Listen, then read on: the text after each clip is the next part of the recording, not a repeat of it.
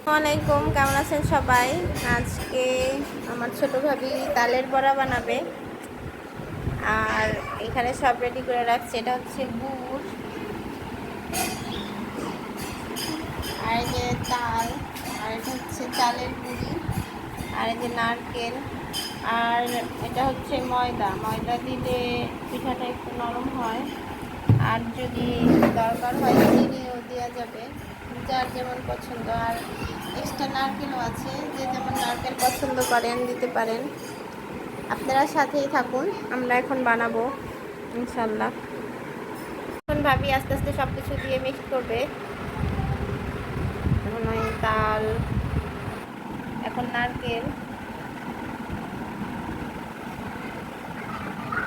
এটা হচ্ছে চালের গুঁড়া,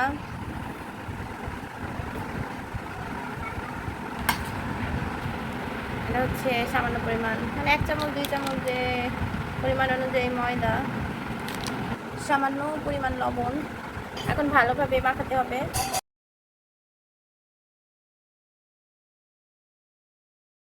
পিঠা বানানোর জন্য আমাদের গোলা তৈরি হয়ে গেছে, সব কিছু মিক্স করে এই পর্যায়ে আসছে। এখন আমরা চুলায় চলে যাব পিঠা বানানোর জন্য। আমরা এবার বানানো শুরু করব। আগুন জ্বালিয়ে দিলাম, কড়াইতে তেলও দিয়ে দিয়েছি, আর এই পাশে এইগুলো রেডি আছে। তেলটা গরম হওয়া পর্যন্ত অপেক্ষা করব, তারপরে একে একে পিঠা বানানোর জন্য দিয়ে দেব। তেল মনে হয় গরম হয়ে গেছে, তারপরে একটা দিয়ে দেখি কি অবস্থা।